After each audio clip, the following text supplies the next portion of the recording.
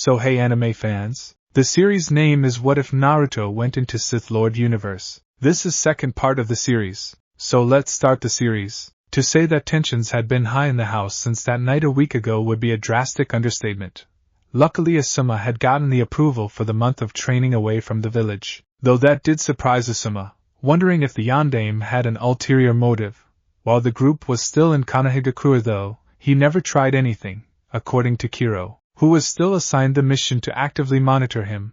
He had been very absorbed in council meetings as of late. That was when Asuma had mentioned that Konohagakure was supposed to be hosting the upcoming Chunin exams. Naruto, Darius, Kiro and Kushina were currently all standing at the gate, awkwardly and silently. The two Uzumaki had barely spoken to one another since that night a week ago, making it extremely awkward for everyone else. The most concerning part was that it was also showing in Naruto's training, as he was being more destructive, and using more Kyuubi chakra from his anger running more rampant. After about 5 more minutes passed, Asuma and Shikamaru came walking up talking until they got there.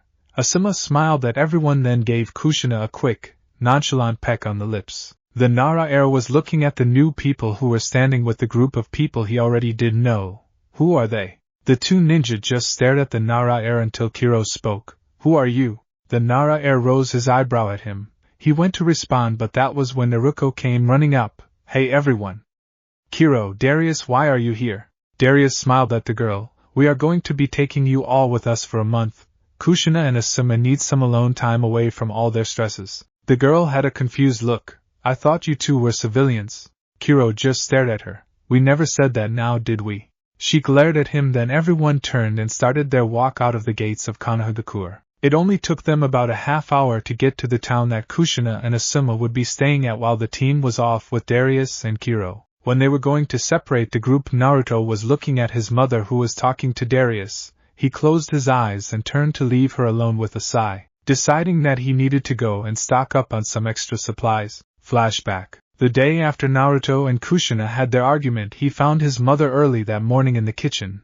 As usual, she was in there making breakfast for everyone, something she seemed to enjoy doing. Naruto stared at her from the doorway. Ka-san. She didn't stop making breakfast for everyone as he stood there. He wanted to talk to her and tried to apologize for the night before, when she didn't turn to face him. He just assumed that she was still upset with him. He looked down at the ground then spoke softly. I'm sorry. Naruto turned to leave the kitchen when she put down what she was cooking to look over her shoulder at him. Do you understand why I am upset with you, Naruto? The blonde boy just looked at her. Because I disappointed you again. His red-headed mother just shook her head and went back to making breakfast. So you don't get it after all. Looking at her, Naruto moved a step towards her hesitantly. What is it then? Sighing, she put down the spatula as she turned to face him, leaning against the counter as she stared at her son. He had a posture and look, one that she wasn't too used to seeing from him anymore. He was uncomfortable in her presence. She just gave him a look then let out another sigh. You hurt me, Naruto. One of the most painful things I could have heard as a parent is that you think so low of me. You think that I can never be proud of you? I am already proud of you. The fact that you think the only way I can be proud of my child is to have another one hurt me more than you will ever know. Looking at her, she could see the regret in his eyes. That was until he looked at the ground once again and nodded his head. I understand, Ka-san, I'm sorry. With that, the blonde boy left the room and the tensions only got worse from that point. The Uzumakis had barely spoke again. Kushina had internally hoped that explaining it to him would have helped repair the damage that was caused in their relationship. It had the reverse effect. Since he knew how he had let her down, he had put more distance between them, not wanting to do something else to further her pain. As Naruto walked away, his mother was looking at his retreating back. Darius looked at Naruto then back at her.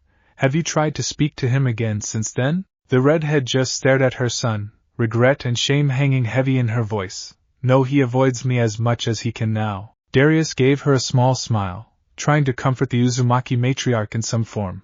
I can talk to him for you on this trip. Maybe help get that bridge started for you too. Shaking her head no, she looked back at the brown-haired man. I will deal with it when we get back to the village. He is my son and I will fix things between us. Nodding his head in understanding. If that is what you want, Kushina-san, are you going to say goodbye to him before we leave? With another nod, the re-headed woman went off after him, while Kiro came and stood by Darius, both of them watching as she walked away. You're pestering and inserting yourself into issues that don't concern you. Turning his attention over to Kiro, he couldn't help but nod in agreement. I know, but I want them to fix their problem. The boy is secluded enough, don't you think? Can you imagine how he would turn out without feeling a connection to anyone? To me that is just a surefire way to create a monster. The younger man gave him that. It wouldn't work out well at all. But there were more pressing things to discuss at the moment. I talked to Jiraiya Sensei's spy in this town and they said Tsunade-sama isn't very far from here at a gambling town. Apparently she passed through here about a week or two ago. Darius looked at him then nodded. She is probably in Beto then. The Kohai nodded his head in agreement. That was what he had been thinking as well. Kiro looked at the older man. Senpai, will you be alright? I know that you're not a huge fan of Tsunade after everything. A nod was all that he got as an answer, making the Ukami believe that he wouldn't actually be okay. Thinking it was best to hold his tongue, he looked over at Asuma, who was telling his other two students to obey them. Darius, trying to keep his mind focused and not in the past, was wondering how Kushina and Naruto were doing. With Naruto and Kushina, while exiting the shop, that he bought the extra supplies that he was currently putting them in his bag. Looking up as he exited the shop, he saw Kushina standing there waiting for him, making him freeze. The fact that he froze making Kushina's eyes flinch a bit. He had never had that reaction with her. She was always the one he found some comfort in. He looked at her but didn't say anything, so she came over to him and gave him a hug. Be careful out there, Naruto. He didn't say anything, but he did slowly put his arms around her to hug his mother back. The red-headed woman tightened her grip on him, then released him. He released her at the same time and looked at her, his posture still showing how uncomfortable he felt. Kushina just looked at him, then kissed his forehead. When you come home we will fix this, okay, Naruto? The blonde-haired boy nodded his head at her as he looked at her. Kushina stood and gave him a kind motherly smile, hoping that it would give him some sort of reassurance. He finally spoke up when she turned to leave. I hope you have fun with Asuma-sensei. Looking over her shoulder and smiled at him before nodding her head at him. He finished putting his supplies in his bag before he headed back to the group. Everyone said goodbye before the five left Kushina and Asuma in the town while heading towards where they thought Tsunade was more than likely at. In Beto, an older blonde woman was sitting at a gambling table with a saucer of sake in her hand. She was doing poorly at the tables, as she always did. When her assistant showed up, Tsunade-sama, I think that you should quit. The woman, now known to be Tsunade, just looked at her helper with a drunken smile. I am fine, I am just about to go on a heater. I can feel it. Just you wait and see. Her assistant sighed while the other players were ecstatic. She was easier to beat than anyone they ever played against. Suddenly though they felt a familiar chakra wash over their senses. Tsunade-sama, the once apparently drunken woman, had sobered up as she felt it as well. She glared at the door as it slowly slid open, showing someone she hadn't wanted to see again. There stood a pale man with long black hair. Tsunade, long time no see, said woman, just glared. Orochimaru, what do you want? The snake Sannin gave his estranged teammate a smile. Now, that is no way to say hello, princess. I just wanted to see if you have any interest in a proposition I have for you. Scoffing at the comment, she focused her attention back on her gambling before the missing Nin threw kunai into the other players' heads. Her eyes glared over at him again as he came and sat down by her. As I was saying, I have a proposition. Sitting there with an clearly irritated and upset look on her face, she waited for her old teammate to tell her whatever it was. That way she could just refuse him outright. He smiled at her though. If you help me with my formula for my experiments, then I will give you back Dan and Nawaki. That made both of the women in the room look at him with wide eyes. Tsunade stared at him. That's impossible. Orochimaru smiled at her. I have recently mastered a jutsu that can revive the dead. It was created by your granduncle. Narrowing her eyes, Shizen connected the dots together quickly and realized the jutsu of which he spoke. That isn't bringing them back to life. That is forcing their soul into a shell. The man looked at her, then at Tsunade. You still keep Dan's little niece around, huh? You are just so sentimental when you want to be. Smirking at his own comment, he eyed Tsunade, waiting for an answer from her. She looked at him, then waved him away. I will think about it. The snake Sannin nodded his head before looking at her. I will be back in a few days to get your answer then, Tsunade. I hope that you don't let me down. The man left, leaving Tsunade sitting there looking at the table. Shizen was standing behind her with a concerned look. Tsunade-sama, you know it's not the same. The woman didn't say anything, making Shizen worry even more about her master. If something didn't happen, she worried that she and her master would be helping Orochimaru here rather soon. An idea that she did not cherish. After all, he was a man who was more likely to try and kill them after he got what he wanted than follow through with his end of the bargain. Though, even if he followed through, it is not as if it would be the same as when they were alive. Outside Beto, the Konohagakure team, plus the 2 they were with, landed outside the village, and 3 of them stretched while 2 panted a bit. Naruto, Darius and Kiro all looked at the other 2 with a disappointed look. Kiro looking over at Darius with an annoyed look. Did we really have to bring them along? With an annoyed look, Darius nodded his head as well. Yes, for the 1000th time, yes. Now, let's get going already. We know that she will be difficult to convince, so we will probably be here for a while. Everyone nodded, though Kiro was muttering about people being sensitive, then headed into the town. It didn't take too long for Kiro to track them down by their scents, which lead the group to a restaurant. The 5 approached the table with Darius leading the group before he bowed as they got to them. Tsunade-sama, it's been a while. Skeptically raising her eyebrow, the blonde slug Sanine saw that it was when Darius, as the man stood back up straight. Aren't you Jiraiya's brat? Smiling and nodding in the affirmative, Darius responded, then turned his attention to the black-haired woman next to her. Yes ma'am, hello again Shizen-chan. The black-haired woman looked at him in disbelief, almost unable to recognize the man. Darkwin? Smiling at her as she used her old nickname for him, Darius just looked at her, taking in her stunning imagery. Tsunade looked at the others in the group, then back over at Darius. Who is your entourage, and where is your pervert of a sensei? Already peeping at the hot springs? Giving her a courteous smile, he shook his head. No, Jiraiya-sensei is not here. He sent Kiro and I to do this mission for him. The tall one is Kiro, Jiraiya-sensei's other pupil. The kids are a Konohagakure team. We are helping train one of Naruto Uzumaki and his teammates Shikamaru Nara and Naruko Namikaze. Tsunade looked straight at Naruto. Naruto, huh? Who are your parents? Shooting a glance at Naruko for a moment, Naruto's eyes landed back on Tsunade. My mother is Kushina Uzumaki and I am a bastard. I don't have a father. Tsunade hadn't missed the way he looked at Naruko. She had heard the rumors about Minato and just looking at Naruto confirmed them. Tsunade shook her head then sighed. What do you want, Perv Jr.? Giving a fake hurt gasp, Darius put his hand over his heart. Tsunade-sama, I am hurt you would think so poorly of me. Said woman just rolled her eyes. You have spent your whole life with Jiraiya. You can see why I am skeptical. Hearing a snickering behind him, Darius looked over his shoulder to see Kiro laughing. What are you snickering about? You have been with him for all but 4 years of your life. After reprimanding Kiro, Darius turned his attention back towards Tsunade. We were sent to try and convince you to come back to Konohagakure. They want you and Shizen-chan to come take lead of the hospital. I think that it is more a show of power that they have a Sannin in the village personally. But that is just my speculation. Tsunade rolled her eyes again. They have 2 pupils of Jiraiya as well as having Minato. Isn't that enough power? Pulling out a chair for him to sit on, Darius looked at her. They do not know about Kiro and I yet. We expect that to change soon though. Looking over his shoulders at his sibling disciple, Darius looked at the kids then at Kiro. Kiro, get the kids some food while I speak with them. Said man nodded before ushering the kids away as Darius continued to watch them walk away.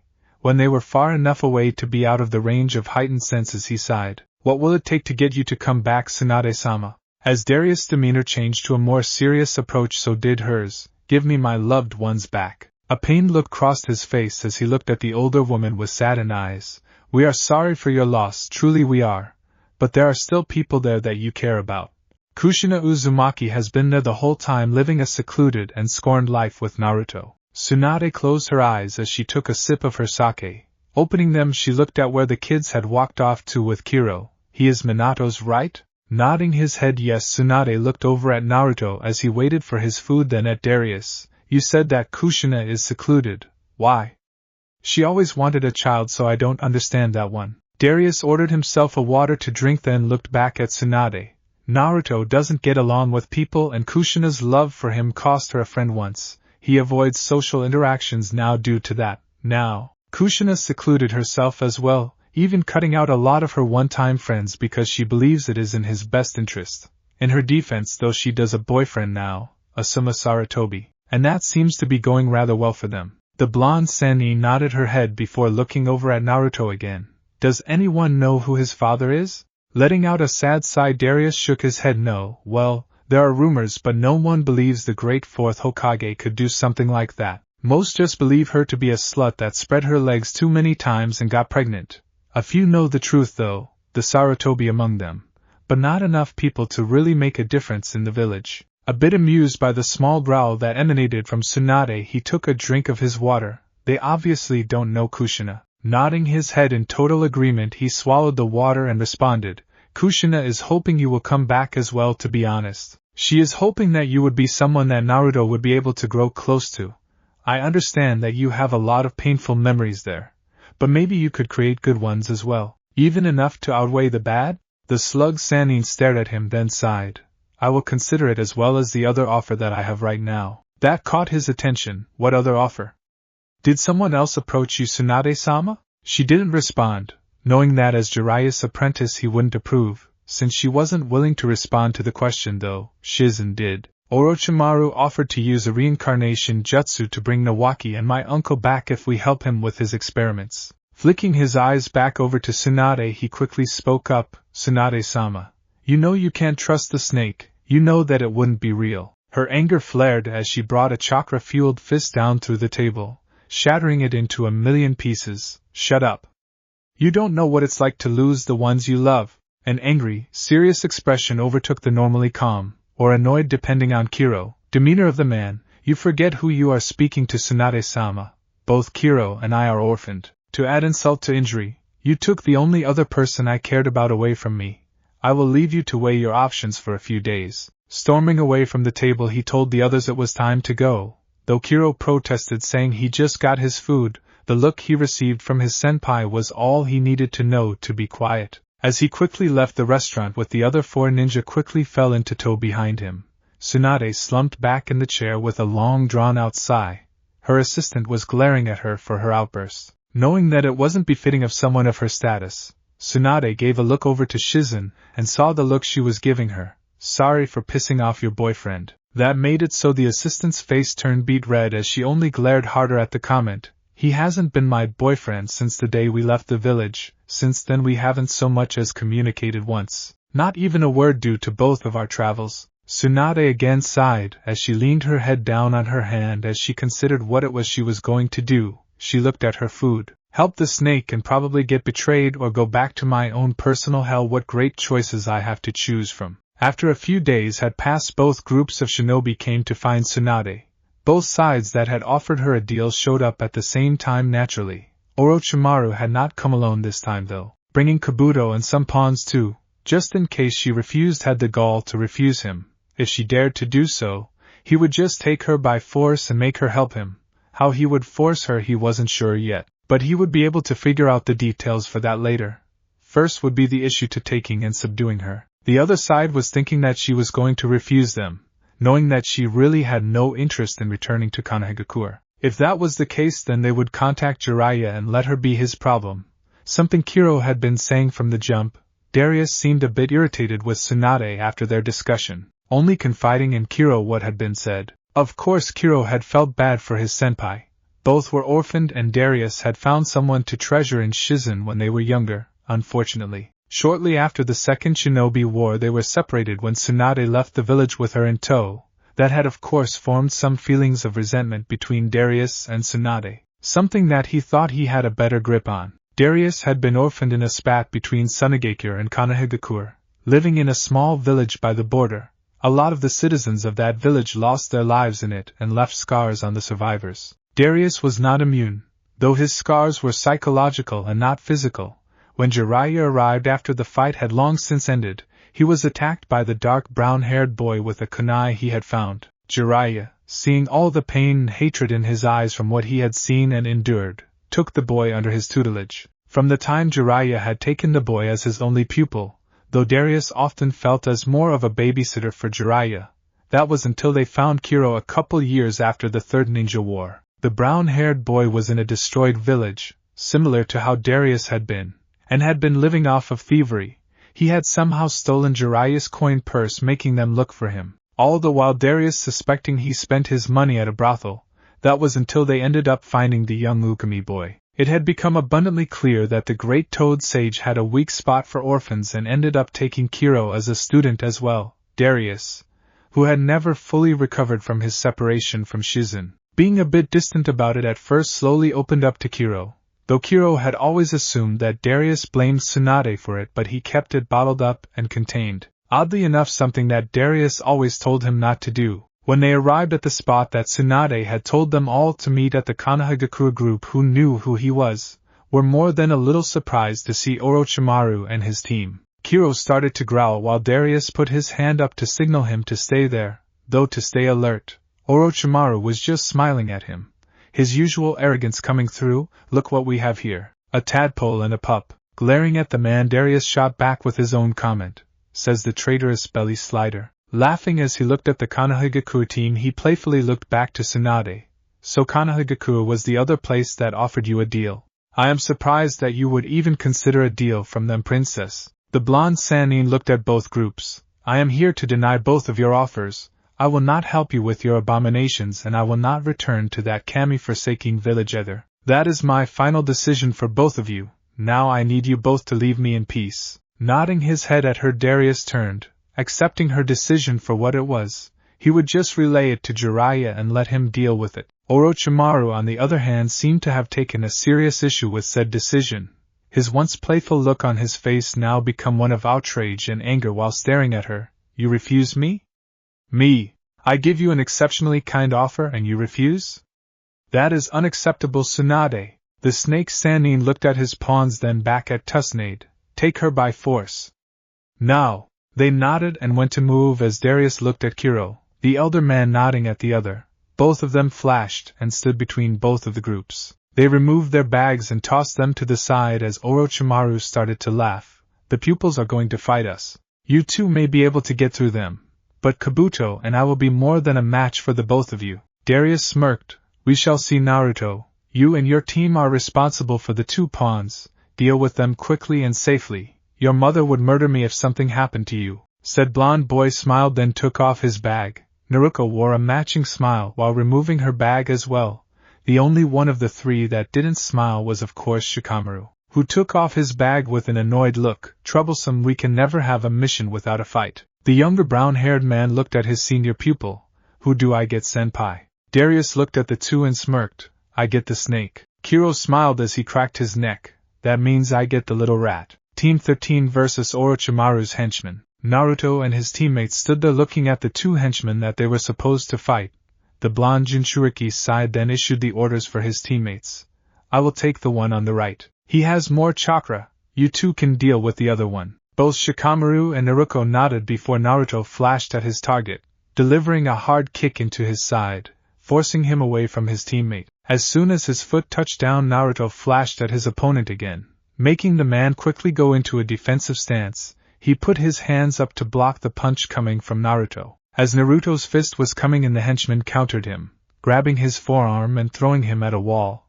Turning his body, Naruto stuck to the wall with chakra before looking up and flashing at the man again. Shikamaru went through his hand signs quickly, then sent his shadow after the henchman while Naruko ran at him with a kunai drawn. The henchman smiled as Naruko got close, then flashed through his own signs and smirked. I will deal with the shadow user first. The man was gone in a flash, then appeared next to Shikamaru, punching him hard in the cheek, making the Nara air go skidding towards Tsunade and Shizen. Naruko looked behind her to see Shikamaru on the ground, then threw a kunai at the man. Easily evading the throw, the man just looked back at her.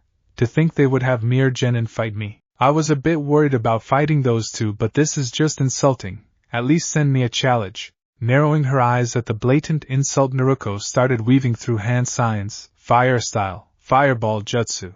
The blonde girl blew out a fireball directed at the man, then flashed behind it, as the henchman dodged the fireball, but as he moved out of the way was greeted by her kneecap, making her smile. As she stood there confidently, she looked at him and proudly exclaimed, Do not underestimate us. We are the top genin team in Konohagakure. I am the daughter of the Yondaime Hokage and pupil of Kushina Uzumaki. The man stood up and laughed, spitting out a small bit of blood. The princess of Konohagakure, huh? I will have fun holding you for ransom. The teen just glared at the man, then looked over at Shikamaru, as he pushed himself off the ground, shaking off the blow to his cheek. She then looked back at Naruto, who was in a fierce taijutsu match with his opponent. She was on her own for the moment. Naruto broke from his lock with the man, then glared at him. Continuing to glare at him, he jumped backwards, going through hand signs in air, wind style, gale palm. As he landed on solid ground, his jutsu initiated and the wind came, pushing the man back. Naruto followed behind his jutsu closely, then connecting with a hard shot to the man's chin. His attack wasn't done though, as he went into the air again, weaving through more hand signs, lightning style, nervous system shock. As he came down, he put his hands on the man and the jutsu passed through his body. He visibly locked up, making Naruto smile. The boy stood, a confident smirk on his face as he looked down at the paralyzed man, then pulled out a kunai. Tsunade had been watching the boy with interest, her eyes widening as he pulled out a kunai. "What are you doing, Naruto? You already bested him." The boy didn't listen, then slashed through the man's throat and followed through by throwing the kunai into the man's skull, just for good measure. He stared down at the body for a moment, then looked over at her with an irritated but pained look on his face. "Shut up, old woman. What I do is of no concern to you." Tsunade just looked at him in shock. That was until her anger kicked in. "You little brat, did you just call me old?" He ignored her, then looked over at his teammates in time to see Shikamaru take a kick to the face. The genin tried to push himself off of the ground but fell back in pain. Naruko went to flash at the man, but he caught her by the throat and slammed her down into the ground, a gasp escaping her as the air left her lungs. The henchman just smiled. "You know, I expected more from the princess of Konohagakure. Maybe I should just kill you, no dash." Suddenly, there was a blonde blur before a grunt as Naruto sent the sole of his foot into the man's nose. Naruto stood over Naruko as he looked at the henchman with an angry look. The man got up from the ground, while fixing his clearly broken nose, to see Naruto standing there. His eyes scanned over to where he had last seen the blonde boy to see his partner dead. A scoffing sound escaped him, then his eyes came back to Naruto. "Interesting, a genin with skill." Naruto just stared at him. "Only I get to mock the princess." The blonde teen boy went through hand signs, then let out a breath as clouds suddenly formed over them. He opened his eyes and glared at his new opponent, then charged, tackling him to the ground before a lightning bolt came crashing down on them. The conscious ones in the area looked on in shock. What were the odds that a lightning bolt would randomly came down right on top of them?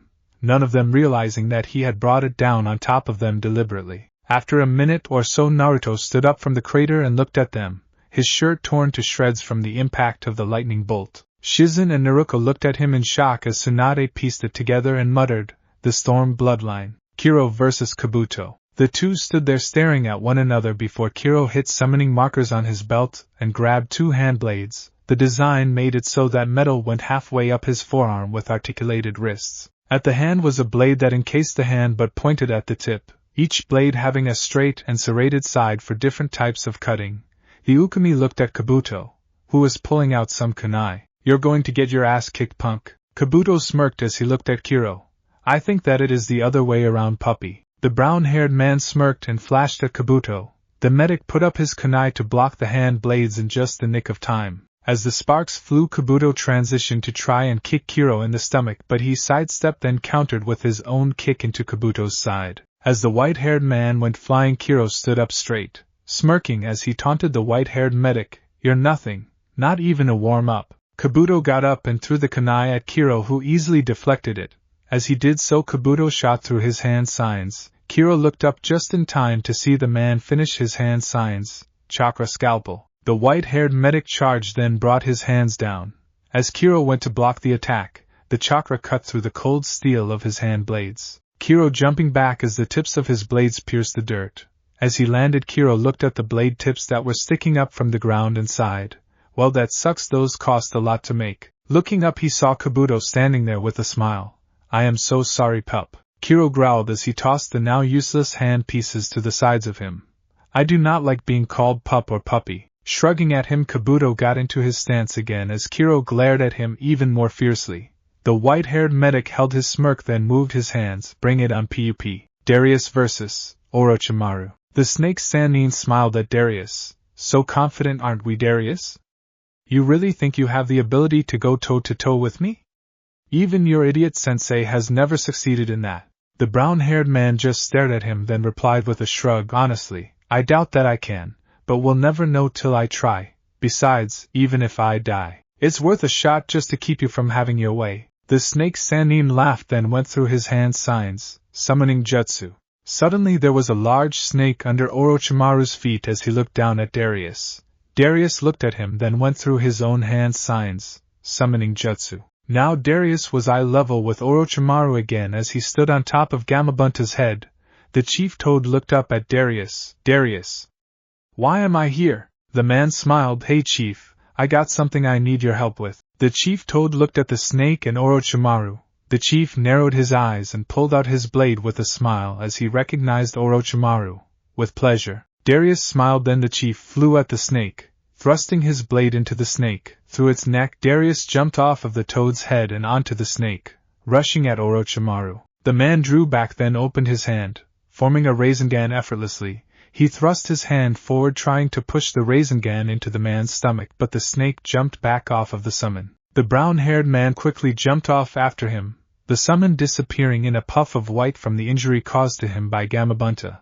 When they both touched down, Orochimaru smirked at him. I guess it's not a surprise that Jiraiya would teach you that jutsu. Smirking, Darius weaved through some different hand signs, water style, severing wave. The man converted the chakra in his stomach, then blew out a high-pressure stream. Orochimaru felt confident that he would be able to brush it off like nothing, not believing the man to be his equal. As the jutsu connected, Orochimaru went flying backwards though.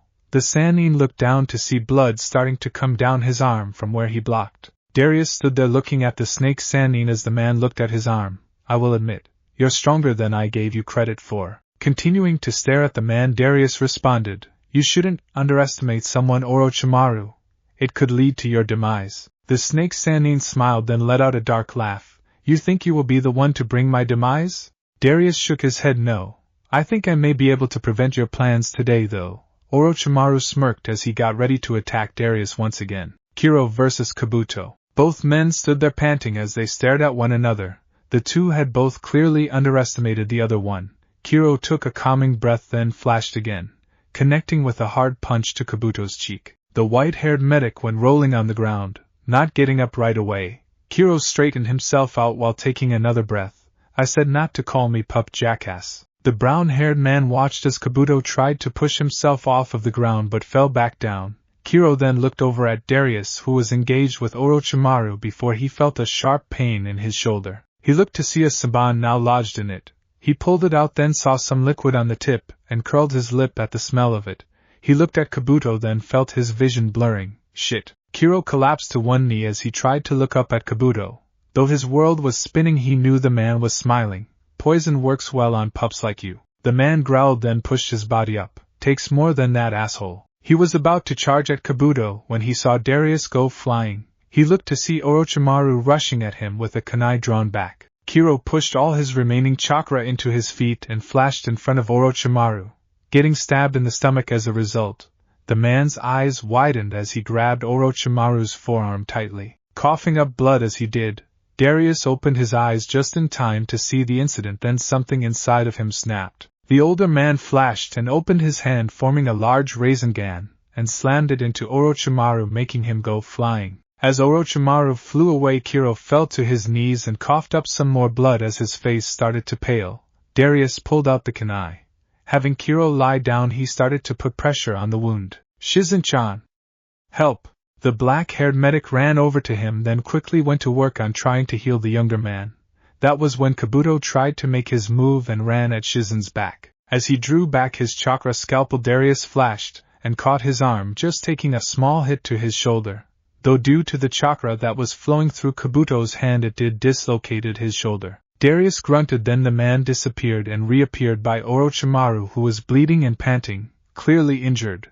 The white-haired medic looked at everyone, then Tsunade. We will be back for you, Tsunade. With that they disappeared and Darius clutched his shoulder in pain. He looked back at Shizen as she healed Kiro's stomach. The brown-haired man was looking at his senpai. Have we won? Darius shook his head, then knelt down by his kohai, watching as the black-haired medic healed him.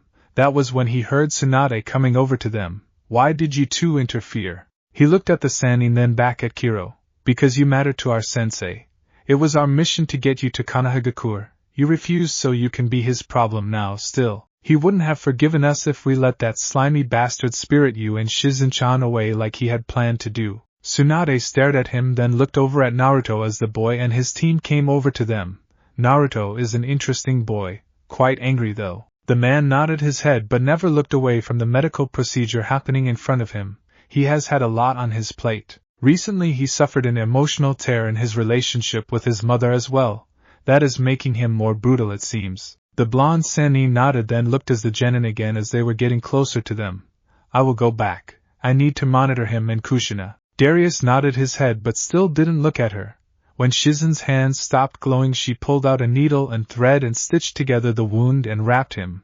Kiro smirked at Darius. Your girlfriend is getting all handsy with me, senpai. He glared at him, though a bit relieved internally that he was still his smart-ass self. That was all before Kiro's eyes rolled back and his head fell back though. Everyone panicked. Then Tsunade moved his shirt some more and saw the tiny puncture wound from the saban. She could tell by the darkening veins that the saban had been laced with poison. That was when the Sannin stepped in and proceeded to counter the poison that was in Kiro's body. Darius looked on with concern, then spoke to Kiro. You can't die yet, Kiro. You have to pester that Hannah woman some more, you know. As the genin stood there, Naruko looked at the other blonde on the team. She was looking at him with a blush since he had defended her. He had even spoken to that man in a possessive tone and said only he could mock her. Naruko inched closer to Naruto as the male teen watched the medical ninja try to save the man in front of them. He did eventually notice Naruko was extremely close to him though and looked at her. What do you want, Naruko? Smiling at him, she proceeded to wrap her arms around his arm and laid her head on his shoulder. The boy looked at her in confusion as he went to pull away, but she wouldn't let him. He glared at her. Let go, princess. She looked at him and smiled. Why? Scared you might like it? Naruto just stared at her, then looked back at Kiro. Why would I ever be scared of you? The girl smirked, then leaned in, whispering huskily into his ear.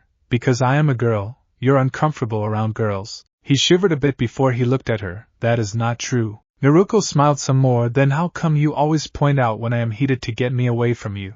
Naruto pulled his head back from her. You're way off there. I just point out that you are. Smirking, she released him. You'll figure it out eventually. With that, she walked over closer to the others to see if she could help. As she walked away, he noticed that the way she was walking away, she was putting extra sway in her hips. For a moment he was staring at her ass, but then snapped out of it. She is your half-sister, damn it. Stop doing that. Soon after, Tsunade stood and looked at Darius. He is fine. He just needs about a week to completely heal. We can stay in this town for the time being. Darius nodded his head. Okay. We told Asuma and Kushina that we would be back in about 2 weeks, then stay there a week as well. That being said, staying here for another week actually works into our time frame very well. Nodding her head at the agreement, Tsunade then turned to leave as Darius made some clones to carry Kiro carefully.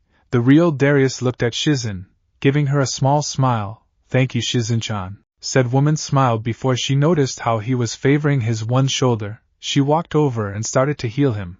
Since it was a simple dislocation, it took nothing at all for someone of her caliber. Darius was just staring at her as she healed him with a smile. Still, all these years and you still have to heal up my wounds. Shizen smiled as she briefly made eye contact with him. I don't mind, I never did. Darius just continued to smile at her, then felt his shoulder basically healed. Shizen smiled at him, then kissed his shoulder, making him look at her. It's a medical secret, but if you kiss it then it will feel better. She gave him a wink, then walked off as well, making him stand there with a small blush and smile. Thank you, Shizen-chan. After a week had passed, the group of ninja got back to the small town they had left Kushina and Asuma. Those two were in shock to see the shape of Kiro though. The man was still very heavily bandaged with fresh blood on his wraps. It seemed the stab from Orochimaru's kunai hit in an awkward spot. Whenever the man walked for too long, the stitching would tear and the bleeding would start again. When the two Konohagakure jounin were caught up to speed about the events that had transpired, Kushina quickly pulled her son into a tight hug. The red-headed woman was shaking as she hugged him. The blonde teen boy hugged her back while also rubbing her back, making an effort to try and comfort her. When she broke the hug with him, she looked him over with worry. You weren't hurt, were you? I will gut that snake myself if you were. Shaking his head no to her question made her smile with a sigh of relief. After another week there, they all came back to the village. Since Kiro refused to take it easy, he would still bleed whenever he walked too far. As they all were stopped at the village gate to be identified, Darius looked over his shoulder and saw his Kohai's eyes widen, his whole body shaking. "Kiro, are you alright?" The man didn't respond for a minute, then took in a long, deep breath. "I'm fine, just something in the air." As Darius gave him an analytical look, Kiro was looking around while thinking to himself, "Her scent is so strong now, it's like it is everywhere." Internally, though, the man was struggling with the need to see Hannah. Every fiber of his being was telling him to go find her, just to be near her.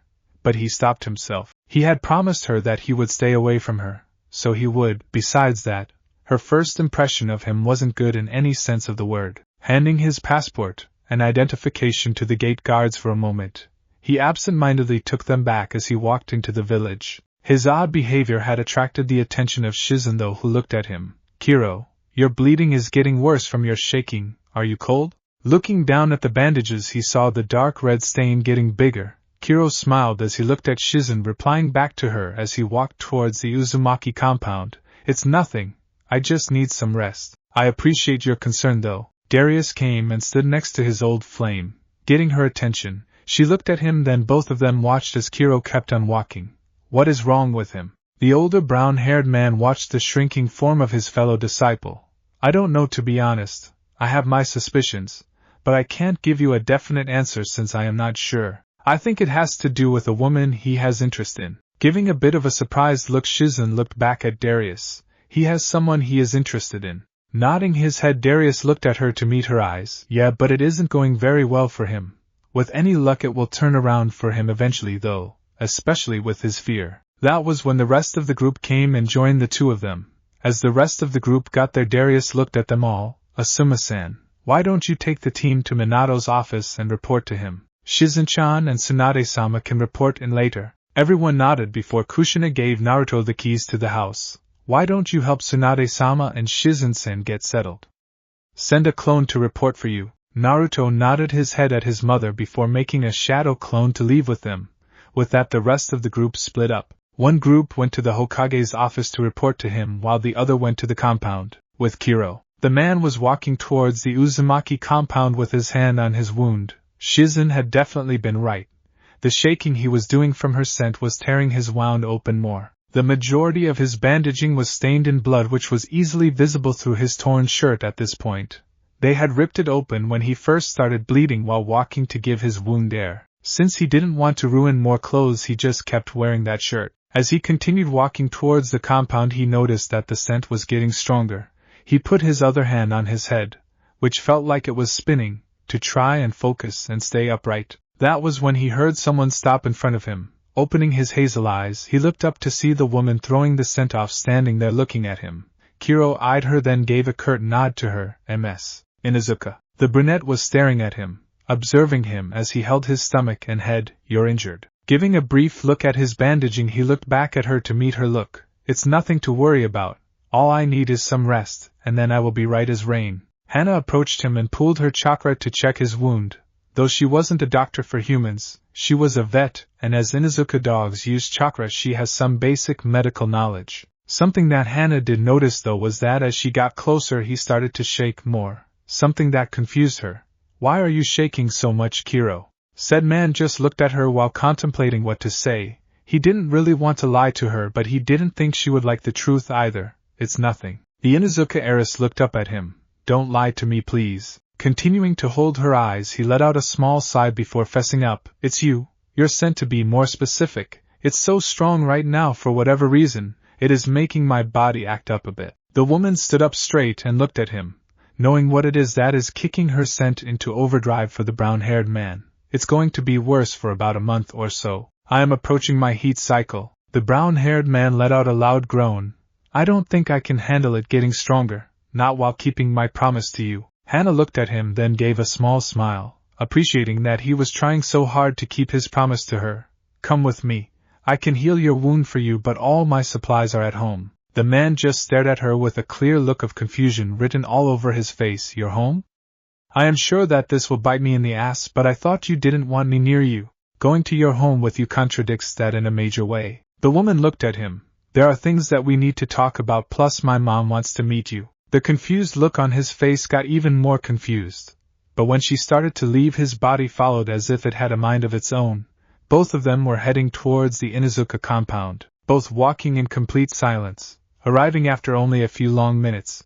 As they got there, Hannah led him to the living room before helping him get the torn shirt off. After she had helped get his shirt off, she went to the other room to get her supplies. She carefully unwrapped the bandages that were on his lower abdomen, not wanting to make anything worse as she doesn't know the procedure that happened earlier. Hannah blushed a bit at how in shape the man was, but as she got it off, she got back to the task at hand. As her chakra pooled into her hand again, she put her hand on the wound, beginning her process of healing it up for him. Kiro was eyeing her closely as she healed him. Not sure what to think of this whole situation at the moment, he was confused. He didn't understand what was happening, but he did know that he enjoyed the close proximity to the woman. The problem was that he had been led to believe that she didn't want him anywhere near her.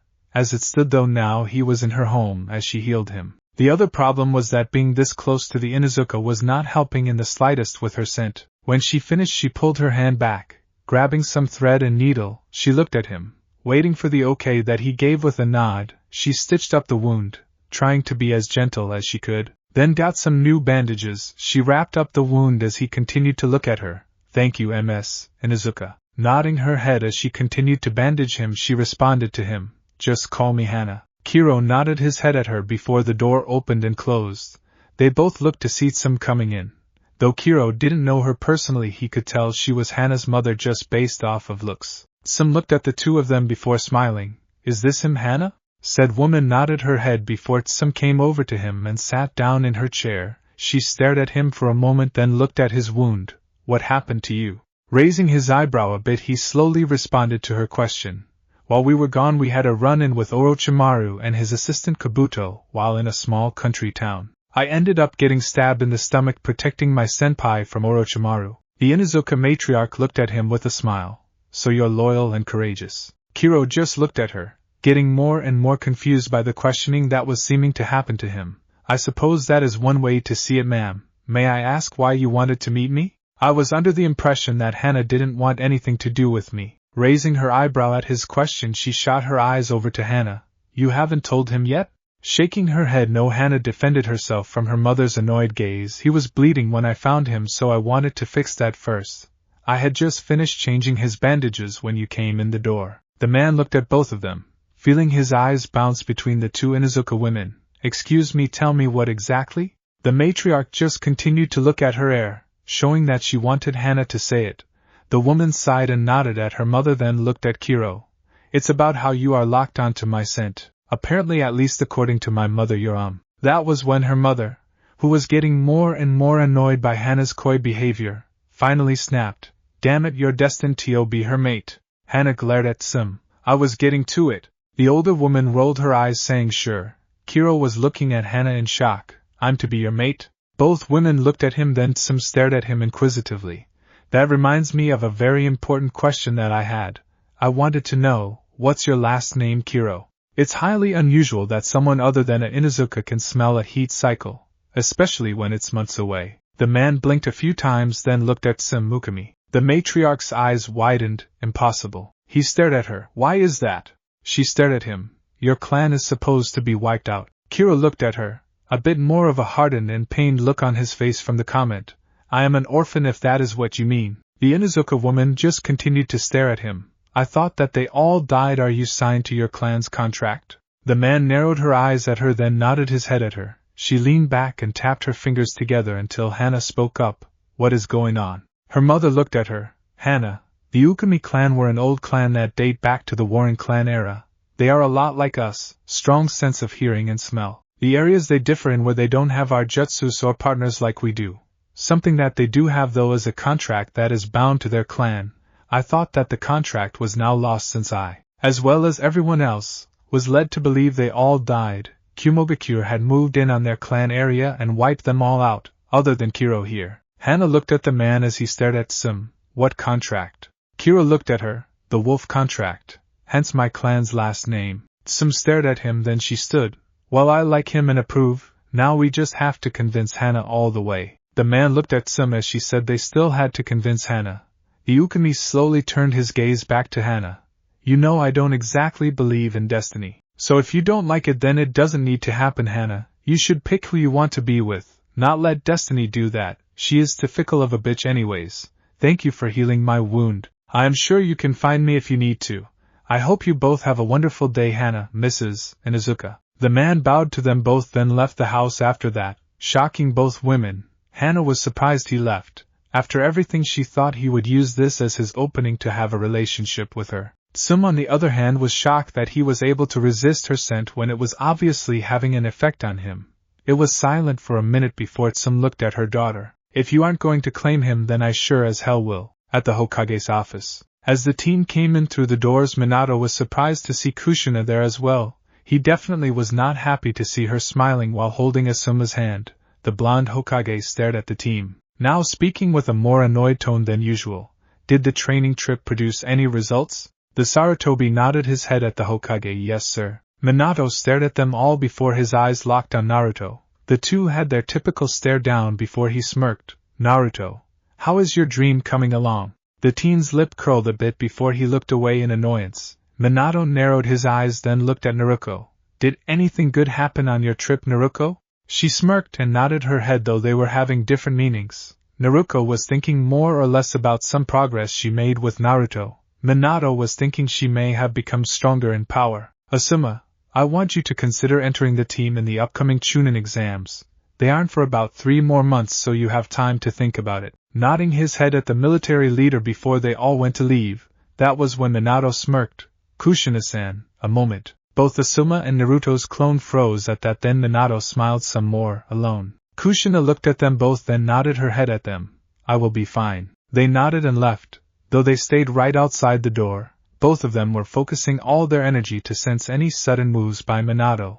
Kushina stood there in front of the Hokage as he smiled at her, leaning back in his chair as he looked the redhead up and down. Kushina-chan, I have missed you greatly. The feel of your lips, your body. I think that it may be time that I assign you another mission. The woman glared. If you so much as try, so many people will rain down on you to demand your head.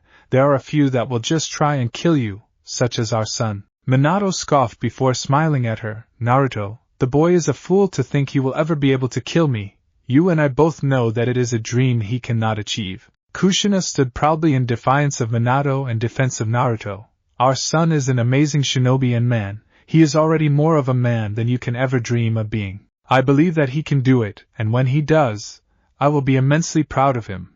After all the wrong you have done him, he deserves to be happy. And if that only happens from killing you, then I will help him achieve that goal. She turned to leave, though when she got to the door she turned her head and gave one last shot. You're pathetic, Minato, remember that. With that the red-headed woman left the office, and Minato, who was now even more furious than he had been before, she looked at Asuma and the clone of her son. It's time to go home. Asuma nodded and Naruto dispersed in a cloud of smoke. Asuma grabbed her hand and they slowly walked back to the Uzumaki compound. The Uzumaki compound. As Naruto, Darius, Shizen and Tsunade all arrive at the compound, Naruto quickly opened the door. Darius looked around for Kiro but saw him nowhere. He tried sensing his chakra as well but could not sense him anywhere in the house. Naruto moved to the kitchen to make himself some food. Show them to some rooms, Darius. You know that we added on new rooms. Even if Kiro refuses to use one. Said man nodded his head before escorting the women up the stairs to the added portion of the compound. Kushina had taken it upon herself to add on to the compound since they were having more guests. Tsunade quickly claimed the room she wanted and Shizen looked at some of the others before picking one. Darius nodded before she grabbed his hand and pulled him into her new room. Shizen closed the door behind them as she looked over at Darius. He was staring at her with a bit of confusion. Shizen-chan, why did you pull me into here? The woman sashayed over to him with a smile. Darkun, I have missed you. He looked at her with a bit of a smile. Shizen-chan. The man quickly picked her up then pinned her to the wall with a kiss. Things seemed to be heating up until suddenly, he pulled away, making her look at him in confusion. Darkun, why did you stop? Darius smiled at her then rubbed her cheek. Multiple things. One is that I am worried about Kiro since he wasn't here. 2 is that as much as I want to do this, and by Kami do I want to make sure things are how they used to be first. When things settle down. The man leaned in close to her, speaking in a husky breath in her ear. You will be mine again if you still want me then. She had shivers before he let her slide to her feet. He kissed her quickly on the lips again before going back downstairs. As he reached the bottom of the stairs he saw Kiro enter the compound. Darius looked at him and saw the fresh bandages. Your bandages they're clean and your shirt is gone. Kiro looked at his senpai then at his upper body. Oh, I must have left it at Hannah's house when she healed my wound and changed my bandages. Darius looked at him with a rose eyebrow and a tone of half-hope. Hannah's house? Really? The man looked at him and nodded. She found me when I was coming back here. Her mother wanted to speak to me about an odd circumstance. His senpai looked at him with a bit of confusion as they both went and sat on the couches. So what were the circumstances? The Kohai looked at him. Well, according to her mother, we are destined to be mates. I don't really know how she felt about it. She didn't exactly say no, but her mom said she wasn't actually on board with the whole idea. Darius looked at him then started to laugh. You have the oddest things happen to you. The younger brown-haired man glared a bit until Naruto came out of the kitchen. Ka-san and Asuma-sensei should be here soon. As if on cue the door opened showing both Asuma and Kushina. Everyone met in the living room to talk about everything and what they were going to do in the future. After a while Naruto got up and decided that he was going to take a walk. Kanahigakure Park. The blonde teen stood there looking at the lake with a monotone expression, trying to figure everything out. That was when he picked up the scent of someone he didn't really want to see at the moment. He looked over his shoulder at her as she came up to him. Hello Naruto-kun. The teen stared at her then nodded before looking back at the lake. Princess. Naruko came and just like in Betos she wrapped her arms around him. He looked at her for a moment before grabbing her hands to make her release him. That was all a part of her plan though, and she quickly pushed her lips against his. This made his eyes widen and body freeze from what she was doing. When the young woman broke the kiss she smiled at his stunned expression but felt something down below. She looked down and smiled. You know you never said who you had sex with, the boy answered, too stunned to deny her the answer. Hinata. She looked at him. A flash of something in her eyes then pushed him onto the ground and climbed onto him. Well, now it's my turn. That snapped him out of it, and he rolled her over and pinned her below him. That cannot happen. Naruko wrapped her legs around his waist. Oh, it will. Naruto shook his head. No, I won't let it. The girl smiled as she started to move her hips into him. Naruto-kun, you will fuck me. And you will do so right here, right now. The other blonde made her legs unlock and stood. No. She growled and responded as he went to leave, playing her trump card she was saving to get him to do what she wanted. I guess my father was right. You're not man enough to do anything. He froze at that then looked over his shoulder at her. The way she was laying, what she had just said and the pent-up frustrations were too much. He turned and stared at her. I guess you'll have to tell him how wrong he is after I show you just how much of a man I really am, won't you, princess? At the Uzumaki compound, Naruto entered the compound with a sigh. He knew that he shouldn't have done that. Every fiber of his being knew that he shouldn't have done that. The problem was that Naruko knew how to push his buttons. It seemed she hadn't just been sitting idly by this whole time on their team as he originally believed. She had been watching him, closely, analyzing him to know what to say and do to get the reactions she wanted. He groaned then heard a knocking sound behind him. He opened the door, expecting Naruko there to yell at him, but instead was surprised to see an older brunette woman standing there. Looking at the woman skeptically, Naruto stood there silently. She was obviously an Inuzuka. He was able to tell that by the fact that she had red Inuzuka clan tattoos on her cheeks. The woman gave him a smile. Hello, is Kiro here? The teen nodded his head then went into the living room where the man was laying down. Hey crazy guy, there is a brunette here to see you. The brown-haired man sat up on the couch and glared at the boy. Cheeky little one, aren't you? Why don't I go tell your mommy that you just fucked someone, huh? Freezing where he was, Naruto looked over at Kiro with confusion, trying to play it off. The man tapped his nose as he stood up, heightened sense of smell. Remember Naruto? You're a fucked up little guy for who you banged too. I think that will be the information that Kushin-san wants to know the most. The blonde glared daggers. Shut up, Kiro. Said man just smirked. I won't tell anyone that is if you learn to be a bit more respectful as well as letting us train you. The teen glared at the older man then made an irritated sound. Fine asshole. Nodding his head victoriously, the Ukami then headed to the door, opening it to see Hannah standing there. The two stood there looking at one another silently until he gave her a smile. Hello, Hannah. She smiled back at him. Kiro, I was wondering if we could maybe go to dinner? The man nodded his head, not too eagerly though on the inside he was jumping for joy. Sure, I would like that. Just let me go and get a shirt on. You are welcome to come in and wait if you want. The Inuzuka heiress nodded before stepping inside the house. She followed after Kiro until he got to his bag and pulled out a new shirt. As they were about to leave, Naruto came out of the kitchen with a glass of water. Naruto, tell everyone that I went out for dinner and will be back later, okay? Naruto just gave him a "are you kidding me" look as Kiro left, not even waiting for any form of confirmation. What does he think I am? His personal messenger? Write out a damn note, you lazy-ass bastard. With Darius, the older brown-haired man was laying in his room with his eyes closed to rest. He had just finished a light training workout. Since their battle where Kiro got hurt, he had felt a need to get stronger. He sighed before opening his eyes to stare at the ceiling. Naruto hadn't taken his bait like he had hoped either. He didn't know how they were going to convince the blonde to let them train him. That was when he heard a knock at the door. Yes? The door opened and his worries and thoughts melted away as he smiled. Shizen-chan. She smiled at him. Hello, Darkuin. He stood up from his bed. What can I do for you? The black-haired medic came over to him with a smile. You can take me out for a date. Kiro came back and was fine. Things settled some, so the last thing you wanted was to make sure our spark was still there. That being said, I want you to take me out for dinner tonight. The man gave her a smile and nodded his head. Of course, Shizen-chan.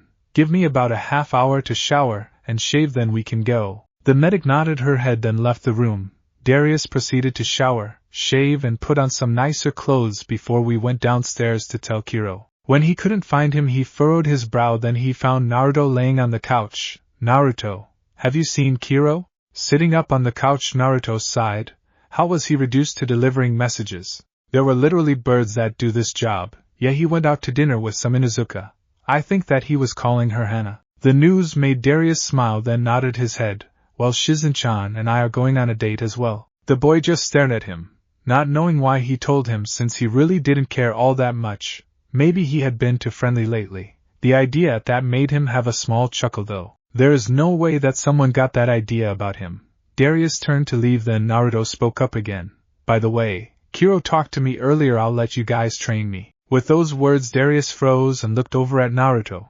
Not sure that he believed the boy, Naruto laid back down on the couch. Then Darius turned to see Shizen coming down the stairs in a black dress. He smiled at her while thinking to himself, how the hell did Kiro convince the boy to accept our training? With Naruko, the blonde teen girl landed in front of the Uzumaki compound.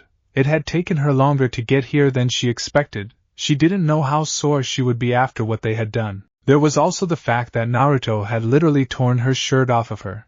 She quickly came to the door and didn't even bother to knock, just opening the door and going to find him. When she found him laying on the couch with his eyes closed, she growled, Naruto. The other blonde sighed, then opened his eyes and looked at her, thinking that though he had some stress relief earlier, he had 3 times as much since then. What do you want, Naruko? Grabbing the collar of his shirt, she pulled him up so their noses were practically touching. What the hell did you think you were doing, leaving without a word? Staring right back at her, he removed her hands from his shirt as he sat up properly. What was there to say exactly? Letting out a louder growl than earlier, Naruko glared at him. What was there to say? What was there to say? How about if you liked it or not, like I asked you? I know that I didn't do much this time, but I didn't know what to do. I can be better the next time. The apathetic look in his eyes stung her a bit, different from the eyes she had seen not that long ago. He shook his head, knowing she was looking for some sign that he had enjoyed what they did. It was good, princess, but it cannot happen again. Her eyes bounced back and forth between his. For a moment a flash of hurt went through her eyes. That was until an even more determined look replaced it. If it was good, then why can't it happen again? It was absolutely mind-shattering for me. I will get it again, Naruto. You can't deny me. Standing and looking at her, Naruto continued to keep the apathetic look on his face, responding to her before he started to make his way to the stairs. I find that to be extremely unlikely, princess. Naruko growled, then grabbed his hand as he went to leave. I will ride you right here and now on that very couch if you try to deny me again, Naruto. It seemed that the longer this conversation went, the more determined the look in her eyes got. Shaking his head, the blonde man let out a sigh. You're extremely annoying. You realize this, right? Smirking at his comment, she grabbed his pants to try and undo them. That was when Naruto grabbed her hands, speaking in a more forceful tone. I said that is not going to happen, Naruko. Said girl growled as she looked at hhim. I will get it again, Naruto-kun. Just you wait and see. He rolled his eyes. You can keep on thinking so, but it won't. Besides, who said I don't have other girls to take care of that issue? Naruko's eyes widened as he walked away, then she narrowed her eyes on him. You're a liar, Naruto-kun. I will get it again, just you wait and see. I have been watching you, you don't have anyone else. I will get what I want again, just you wait and see. With Darius and Shizen. As the two walked down the street towards the restaurant district of the village, Shizen snaked her arms around Darius' right arm. The man smiled as he looked at her. Where would you like to go tonight, Shizen-chan? The black-haired medic smiled, then laid her head down on his shoulder. He assumed that meant that she didn't really care exactly where they went to eat. He remembered overhearing Asuma speak of a nice restaurant that Kushina liked to eat at, so he would try there first. When they approached the restaurant, she looked at the sign, the Silver Swan. Huh? Are you going all out to impress me, Darkun? Giving her a slick smile, the man met her eyes, then winked at her. I always want to impress you, Shizen-chan. A red blush appeared on her face as she looked at him. She was happy that even after all that time apart he wanted to impress her, though now he was able to do it much better since they weren't so young and could actually get into the nicer places. Well, they could at least pay for their meals now. Darius opened the door for her, and she walked in first, turning the heads of the men. That was when her date came in and put his arm around her, showing that she was spoken for. She smiled as she looked at him. So possessive, Darkun. Smirking at the comment, Darius continued to look ahead and spoke to the hostess that was smiling at them. Table for two, please. The young lady nodded her head, then led them to a small booth in the back. As they sat there, they talked about all the things that they have done in their time apart. Darius smiled. Sounds like you have had some interesting adventures, Shizen-chan. That is a bit unexpected from Tsunade-sama. The black-haired medic just gave him a soft and kind smile. Knowing the man's dislike of her master, she isn't as bad as you think, Darkun. Sure, she may not be as fun as Jiraiya-sama and going to his brothels. There was a bit of venom in her voice as she said the last part. This time it was his turn to give the soft smile. Darius looked at her. I never went with him, Shizen-chan. Kiro did a few times, but only when he was a curious young teen. We both find them to be a bit despicable. It is something that we disapprove of that Jiraiya-sensei won't seem to stop doing. Smiling at that, Shizen was glad to know that he thought that way. She didn't cherish the idea that he had spent a lot of time in those places. She looked at him, then they ordered their food for the evening. Shizen smiled at him some more. Tonight has been very enjoyable so far, Darkun. Said man smiled back at her. I am glad you are enjoying yourself, Shizen-chan. What else would you like to do this evening? The black-haired woman just smiled at him some more, getting a very red blush on her face as she got more bold with the man. You said you would make me yours again, so I think that we should do that. Darius blushed at this, then nodded his head at her. It's not like he would deny the opportunity to be with the woman. He was definitely able to feel the spark again. Though to be fair, he never lost it with her. He had hoped that she was able to as well. That was the whole point of this evening, and clearly she did. They smiled, then finished their food before going back to the Uzumaki compound and retiring to Darius' bedroom for the evening, though no one had to ask where either of them were. With Kiro and Hannah. Kiro stood there as Hannah ordered what she wanted from a small street vendor that she claimed had the best food. When she finished ordering, he ordered some as well and paid for the food. Hannah looked at him. I could have paid for my own food, you know. The Ukami survivor looked at her, then gave a smile. I know, Hannah, but I thought that this was supposed to be like a date. If it is, then I should pay your share tonight. The Inuzuka heiress looked at him. I said it was us getting dinner, not a date. The man stopped and looked at her before nodding his head and slowly getting back into step with her. Apologies, then I misunderstood your intentions with what tonight meant. The change in his demeanor didn't go unnoticed by the Inuzuka heiress. Did you want it to be a date, Kiro? Said man looked at her with a small, sad smile. Of course I did, but it's okay if it's not. I don't want you doing anything that you are not comfortable with. Hannah just continued to look at him. Would you like to cancel the rest of the evening then, Kiro? At that he didn't even have a small smile. Do you? I mean, if you don't want to be here, then I would rather you not be. I am not for the idea of you doing something that you don't want to do. The Inuzuka just stared at him. You didn't answer my question. He looked at her. I don't want it to end if it doesn't need to. Whether it is a date or not, I still enjoy being around you. As I said though, I don't want you doing anything that you don't want to. If you would prefer to leave, then okay. Looking at him, watching his body language for any signs of deception, she asked. So it's what I want then. The man nodded his head at her. Not seeming to be any signs that he was lying to her, she then started to walk again. Let's go somewhere private to talk, Kiro. Nodding his head, Kiro then followed after her, as she led him into a small park that didn't seem to have many people there. He stood there looking around, taking in the scenery as she looked at him. I don't understand you. From what I have seen, you obviously want to be something with me, but you do whatever I want. Most men do what they want whether or not it coincides with what the woman wants. Kiro looked at her, then gave a small smile. I was taught that I should always be respectful towards women by my senpai. Yes, I do want to be something with you. I find you to be very attractive while your scent drives me absolutely insane. I think that you are sweet even though you guard yourself from others. I also know you're not comfortable with the whole me being your mate thing. That is something that we need to talk about eventually as well. Nodding her head, she then waved for him to start that conversation as well. Kiro looked at her, then sighed. Like I said, I don't want you to date me because of the fact that your mother said we are supposed to be mates. I don't want you doing it because we are apparently destined to be together. I want you to do it because you want to be with me. That reason alone is the only reason I will accept. If that isn't the case, then we should just stop here. I can keep myself away from you no matter how strong your scent gets. Eventually I will be called away from Konohagakure anyways. At that point it would become a non-issue. Hannah looked at him. Called away from Konohagakure? Then you would be coming back at some point, right? The brown-haired man looked at her. Only if there was something to come back for. I was not born here and I am not a ninja for Konohagakure. With your rejection I will probably not return to this place. Well, that is as long as my responsibilities here have been handled.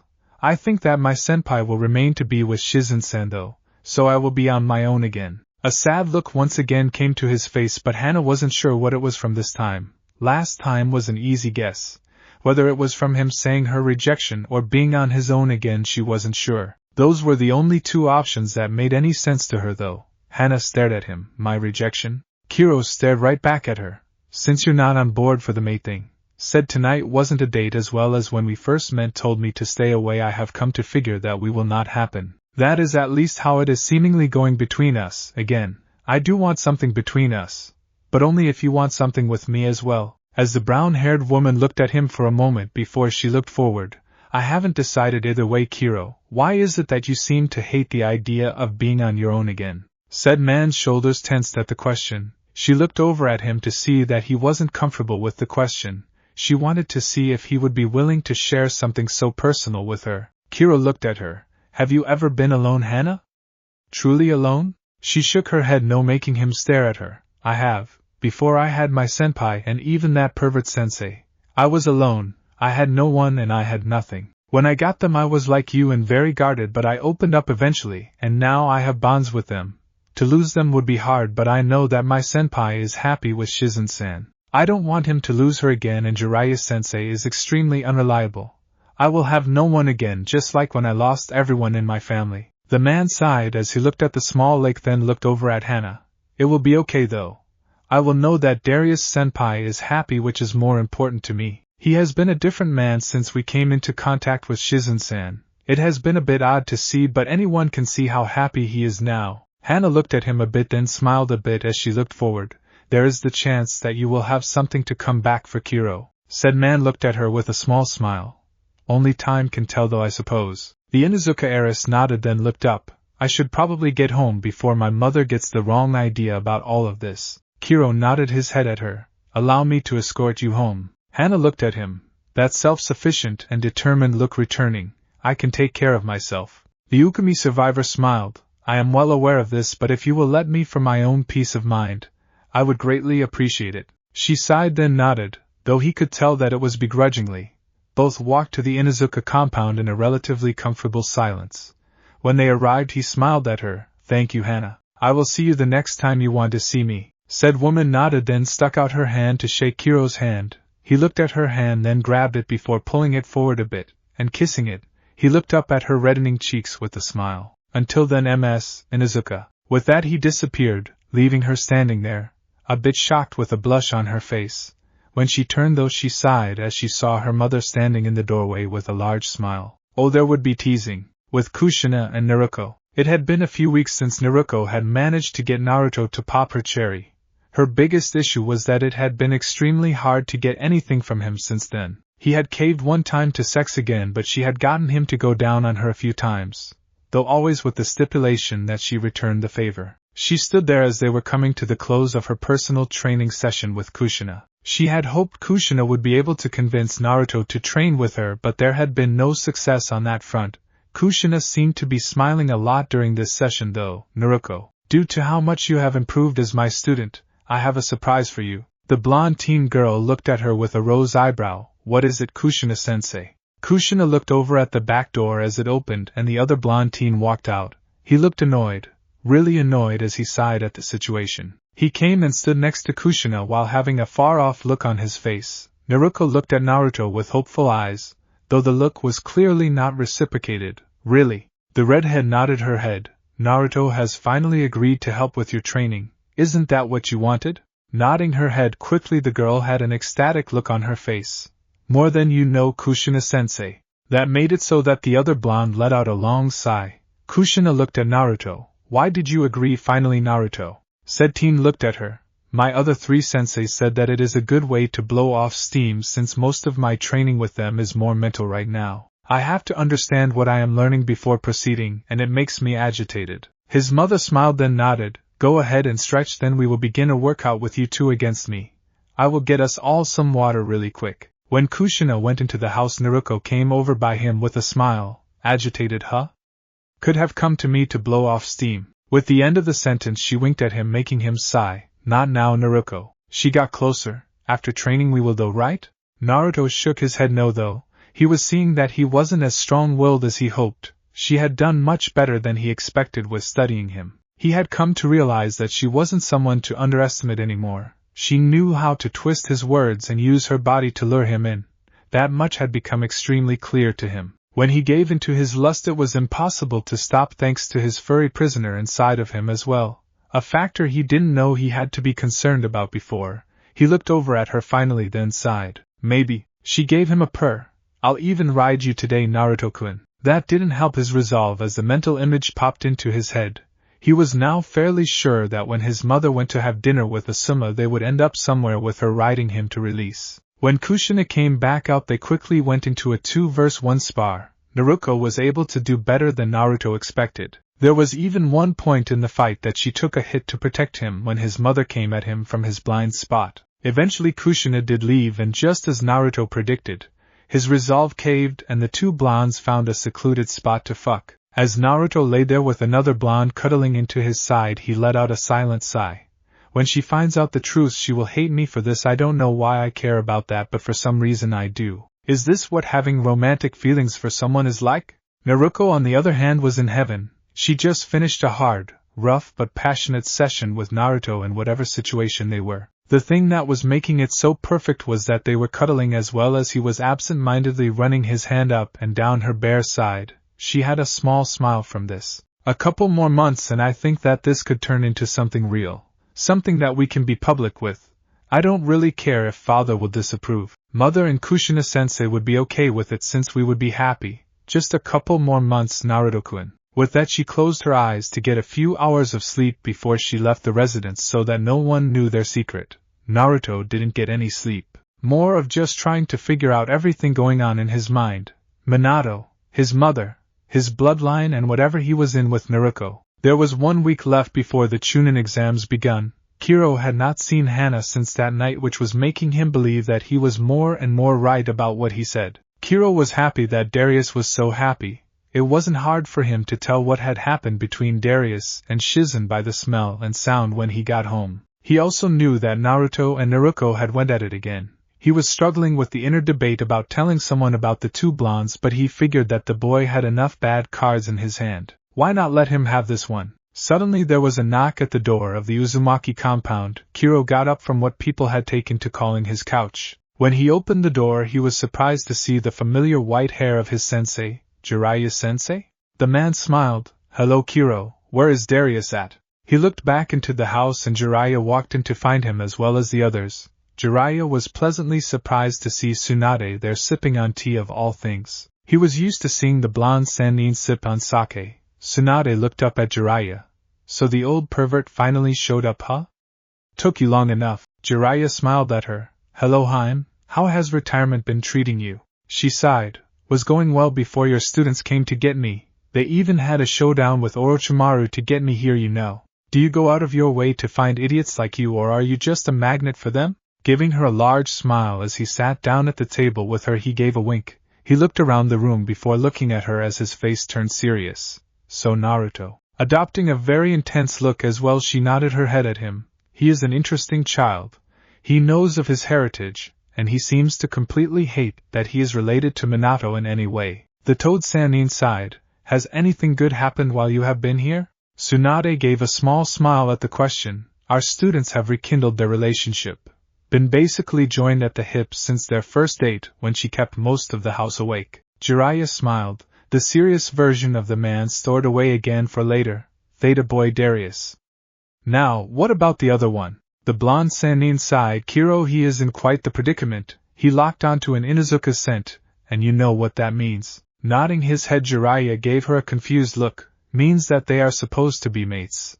That is good news, isn't it? Shaking her head no, Tsunade put down her cup. The woman is the Inuzuka heiress, Hannah. Unfortunately for Kiro, she isn't really on board with the whole mates idea. Since she isn't 100% on board with the idea, he doesn't want it to happen. Well, he does but he doesn't. I am honestly the most surprised by how well-mannered and respectable they are after being with you for so long. The back door opened and Shizen, Darius and Naruto all walked into the house. You got water all figured out, Naruto. Kiro said you are doing really well with lightning and Asuma said you are a natural with wind. Give it another week and you should be able to do the things you have been reading about. Listening and nodding his head, Naruto turned his attention to the new scent he detected when he was outside. Looking to see Jiraiya, a easily recognizable man, he made a tisk sound. Great, more people. Just what we needed around here. Walking away from the group as Darius and Shizen came and sat at the table with their masters, Darius couldn't help but notice the way that Jiraiya was smiling, making him look at Tsunade. Did you tell him? Nodding her head, the man rubbed his temples while letting out a sigh. And Kiro? Again she nodded her head, making Darius' head shoot over to Jiraiya. Do not tease him about this, Jiraiya-sensei. It is a very hard subject for him. There were more footsteps from behind as Kiro came, sitting at the table next to Darius. It's fine, senpai. If he wants to make fun of me, he can. Darius gave his kohai a questioning look, then turned his attention to Jiraiya. Why are you here, Jiraiya-sensei? It's not like you to just randomly pop up like this. Said man looked at Darius, then over at Kiro. I have a job for him. Focusing his eyes on the white-haired Sannin, he nodded his head. Yes, sir. Where am I going? Jiraiya looked at his youngest pupil. Land of Rivers. I need you to look into a town that is apparently being controlled by a criminal organization. There are reports of women disappearing from said town as well. That is the most concerning part. Nodding at the man, Kiro then stood slowly. I will get my gear and leave immediately. Senpai, you should talk to Kakashi-sen about finishing Naruto's lightning element training. Naruto has some comfort with the man, so there shouldn't be too much resistance from the pain in the ass. The older man nodded as Kiro left the room. Darius watched him leave, then kissed Shizen on the hand. I will be right back. She nodded her head as he got up and walked after Kiro. Knowing that the man wanted to speak to his younger sibling disciple privately, Jiraiya looked at his two pupils, noticing that they didn't seem to be as close as he remembered them being. They seem like there is a bit of distance forming between the two. Is something going on with them? Shaking her head, Shizen let out a small sigh as she looked at the Sannin. I think that may be my fault. Kiro is having issues with the woman he likes, but since Darius and I are together again, I think that he doesn't want to be a hindrance or in the way, which he isn't, but I believe that he thinks that he is. Tsunade and Jiraiya both sighed, then looked at each other before nodding and leaving to discuss things privately with Darius and Kiro. Rounding the corner, Darius came into the living room to see Kiro putting the last of his belongings into his bag. Darius leaned against the wall. He knew that Kiro knew he was there due to his sense of smell. Kiro looked at him through the corner of his eye as he zipped up the bag. What is it, senpai? The older brown-haired man stared at him. When are you going to be back? Standing and looking at him, giving the man his full attention, he smiled softly. I'm not coming back. I have no reason to come back. Narrowing his eyes a bit, Darius played the only card he thought he really had to play against him. What about Hannah? The Ukami survivor rubbed the back of his neck. What about her? I haven't seen her once in the last month, and her scent is at its peak, if what I have read is correct. Then when her scent is at its highest, she seeks the one that she wants. That obviously means that she doesn't want me. I honestly think that she has been actively avoiding me. That doesn't bode well for me. His senpai looked at him. That scroll you read from was very old, Kiro. It was also from an unreliable source. The rational part of you knows that you can't trust the information in there. Said man just sighed. The signs are all there regardless of what I read and want. Darius looked at him. What about myself and everyone here? A sad smile came of Kiro's face. You have Shizen-san now, senpai, and I really am very happy for the two of you. I have helped Naruto develop his lightning element enough that Kakashi can finish what is left to teach him. There really isn't much left. As much of a pain in the ass as the boy is, he is a naturally gifted genius. As for everyone else, I know that you all can't smell it, but her scent is really driving me insane. I know that the running joke was that I was nuts and making things up, but it really is hard on me to smell it constantly. I will keep in touch, okay, senpai? Staring at the man he had looked after for years, the older brown-haired man nodded. No, you won't, okay, Kiro. Have a safe trip. Are you going to say goodbye to everyone before you leave? Nodding his head, he then put his bag around his back before finding Naruto and saying goodbye. Naturally, the boy asked about his training, Kiro informing him that Kakashi would take over it for him. When he said goodbye to Kushina, the woman gave him a quick hug and told him to come back soon. He didn't tell her he didn't plan to come back. He didn't want to offend her or come off as being ungrateful for all she had done for him. Tsunade he couldn't find, and Shizen was with Darius, so he didn't want to bother them any more than he already had. The man opened the door to exit the compound, looking back over his shoulder before letting out a sad sigh as he closed the door. As he was heading towards the gate, he decided that he should at least say goodbye to her. He quickly found her due to her scent, but what he found didn't help him. He saw that she was being talked up by a man with a scar across his nose. She seemed to be enjoying the conversation as well, since she kept on laughing and smiling at the man. He stared at her for a minute before he adjusted his bag, and with one last look he walked away. That was when the woman he had been staring at noticed his lingering scent. She looked around but didn't see him, so she said goodbye to her old friend and continued with her errands. Kiro arrived at the Inuzuka compound and knocked on the door. Sim was the one who answered with a smile. Hello again, Kiro. The man smiled. Mrs. Inuzuka, I just wanted to say goodbye to you before I leave. Raising her eyebrow at that, Sim crossed her arms. Goodbye? What do you mean goodbye? He gave a small smile. Jiraiya-sensei showed up with a mission for me. The woman gave a small sigh of relief. Oh, so just goodbye for a bit then? You scared me a bit there, Kiro. Giving her a small smile, Kiro shook his head. No, I won't be coming back, Mrs. Inuzuka. Again she narrowed her eyes at the young man. And why is that? The Ukami smiled at her. Mrs. Inuzuka, you know very well why I won't be coming back. Frankly, I just don't have a reason to come back. Hannah has made it clear to us both that she doesn't want to be mated to me. I don't want her to do something she doesn't want. I told her that a while ago as well. If I am gone, she can find someone she wants. She was talking to someone today and seemed to be enjoying it. Usually her conversations with me don't seem to go even close to that well. I don't think I have ever seen her smile like that. Sim was clearly able to see the pain on his face from that. She knew that he had given in to the mating process, making it so that it had begun on him. Seeing her with, who she guessed by the description was Irika, must have torn him apart inside. Kiro continued after his brief pause. I am sure she won't even notice that I have left, though. You were very nice to me when I met you, so I wanted to say goodbye to you. I do hope that you and your clan do well. You will always have my support if you need it. He gave her a smile and waved. Tell her I said goodbye if she figures it out. If not, don't trouble her with it. After that he disappeared, leaving a very stunned Inuzuka matriarch. With Naruto, the blonde teen sat there reading a book on the storm release before he leaned back in his seat. His mind had been pondering how Kiro had been acting when he said goodbye. Almost as if the man was crushed by something. He wasn't exactly close to Kiro or Darius, but the idiots had slowly started to grow on him a bit during their time together. Naruto sighed, putting his book down as he got up from his chair and headed downstairs to find Darius. He found the man sitting on the couch with Shizen rubbing his arm. Clearly not taking the news of Kiro's departure well, Naruto sat down on the chair opposite of him. Hey Darius. He looked up at the blonde, speaking in a different tone than he normally does. Yeah, Naruto? The teen leaned back in the chair. What was wrong with Kiro when he left? Will he still be all depressed when he comes back? The brown-haired man sighed. Girl issues, Naruto. That is all that you need to know, really. As for your other question, he is not going to be coming back. Naruto rose his eyebrow at him. Because of this girl issue he won't be coming back?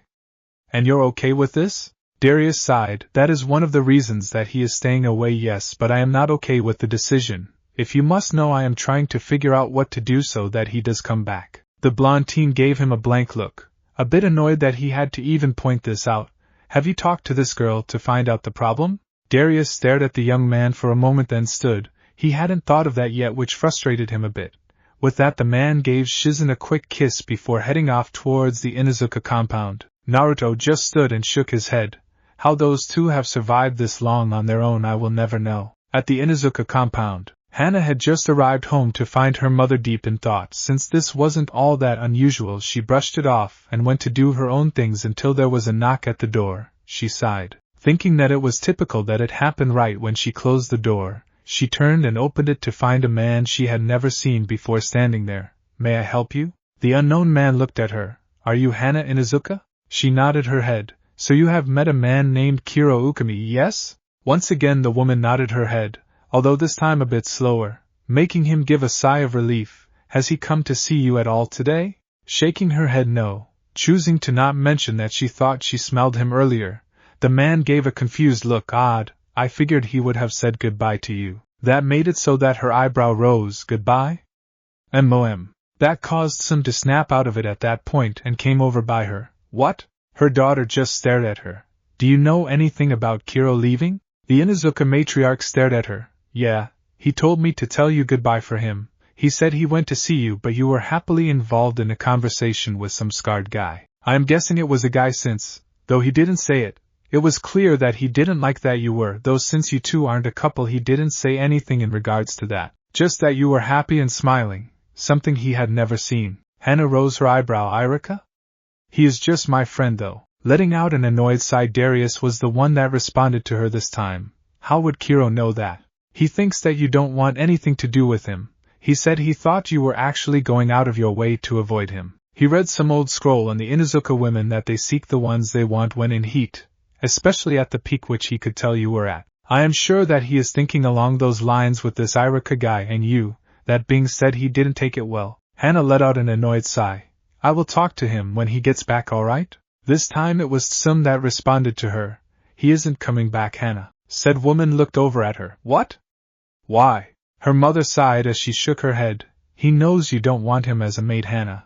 He is going to do this for both of you. He can't be driven insane by your scent, and you don't have to think it is your responsibility to be with him." Staring at her mother, Hannah slowly responded. "It's like what he said in the park that night. That must mean that you're Darius." The brown-haired man nodded his head as he looked at the two Inuzuka women. "Well, it's obvious what the issue is here. So now that I know this road came to its close, I can think of something else. Sorry to have bothered you both. I hope that you enjoy your evening." Turning to leave, Darius stopped as Hannah yelled for him to wait. "Wait. Where did he go?" He looked over his shoulder at her for a moment, contemplating whether or not he should tell her. Thinking that she was still his best shot at getting Kiro to come home, he decided to respond. "Land of Rivers." Hannah nodded her head before going to grab her gear and go after him. Darius looked at Tsum and nodded his head at her before he returned to the Uzumaki compound to do his own things. The Inuzuka heiress had made extremely good time in traveling to the Land of Rivers. She was one of the top trackers for Konohagakure, so she was easily able to follow Kiro's scent since he wasn't expecting someone to follow him. When she arrived at the small village Kiro had gone to in the Land of Rivers, she quickly removed her Konohagakure leaf headband so as to not give herself away. Then she entered the village cautiously. She couldn't seem to pinpoint him with all the different scents. That plus her limited interactions with him made it so she didn't have his scent completely memorized. What she didn't know was that the criminal organization that ran this town main source of income was selling women. This was something that Kiro had already found out about from Jiraiya before he even left for his mission. The thing was that since she didn't know about that bit of information, and was an attractive young woman, she was already on their radar. Kiro had already figured out that Hannah was here. When her scent was back in his radius, he at first believed it to be just remainders from Konohagakure, but when the scent started to get stronger he knew that she was coming his way. The only thing that would explain it was his senpai went, and made her feel guilty about his leaving. Something that he was not happy about in the slightest. He had eyes on her the second that she entered the small village, knowing that she would be targeted. When she was walking into the city he appeared behind her and spoke in a low voice. "Ms. Inuzuka, this is a dangerous place for someone like you to be." Stopping where she was walking, she didn't turn around while speaking in a low voice as well. "You left." Staring at the back of her head, Kiro let out a small sigh. "It's better for everyone like this. You don't have to be with me because of this mate thing, and I don't have to torture myself. Besides, From what I read about the Inuzuka heat cycle, you have someone that you want to be with. If I do this, then I am no longer an obstacle in the way of your true happiness. As I have said all along, the idea of us happening would only become a reality if you agreed to it. The woman turned around to look at the man. Irika is just an old friend, not someone I see in that light. I have known him since our academy days. The Ukami survivor stared back at her. You seemed happy when talking to him, laughing and smiling the whole time. You never seem happy talking to me. Although our interactions have been only a few times, I have never seen you smile or laugh like that. Anyways, why are you here, Ms. Inuzuka? As I said, this is not a safe place for you to be. The brown-haired man looked around briefly until Hannah grabbed his hand, then pulled him into an alleyway. I am here to make sure that you come back when you finish your assignment. He just stared at her, his gaze focusing on her. Why? The Inuzuka heiress stared right back, not wavering under his critical gaze. Because you are important to people in Konohagakure. Letting out another small sigh at her response, he shook his head. Darius Senpai has Shizen-san now, so my absence will not be that major. Putting her hand under his chin to hold his head still, Hannah looked at him. If it is not something major to him, then why did he come and tell me that you left? The brown-haired man just stared at her. So it's as I thought then. Raising her eyebrow at him. Clearly that wasn't the response that she expected from him. What do you mean that it's as you thought? Giving her a bit of a sad smile, he looked at her.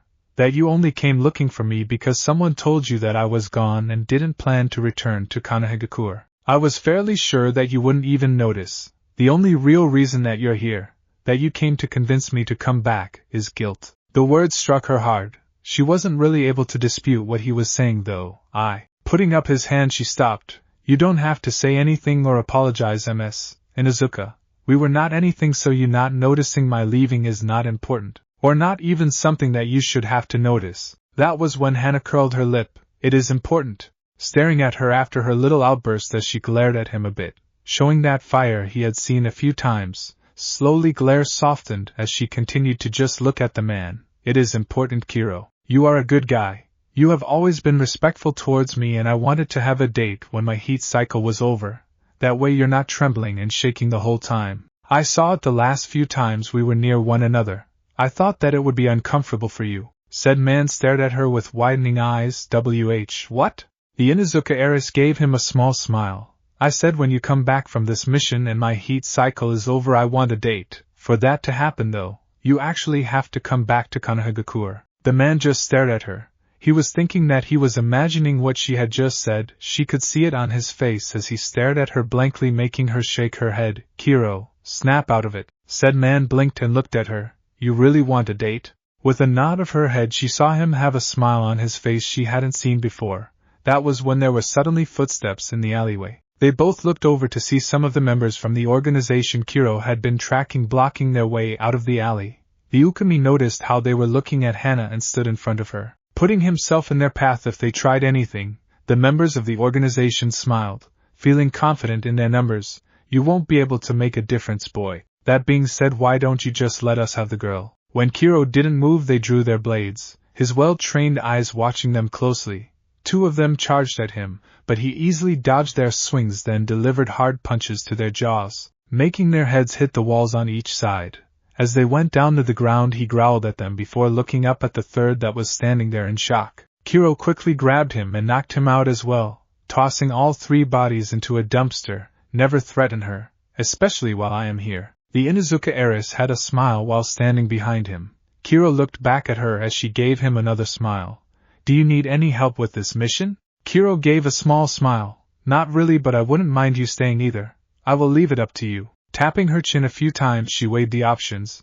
The idea of staying with him was appealing, but she was still in her heat cycle.